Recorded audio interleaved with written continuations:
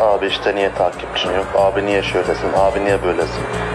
Beni CG sürerken de görebilirsiniz. Beni S1000 sürerken de görebilirsiniz. Beni yolda yürürken de görebilirsiniz. Ben yapmadık içerikler üretmiyorum.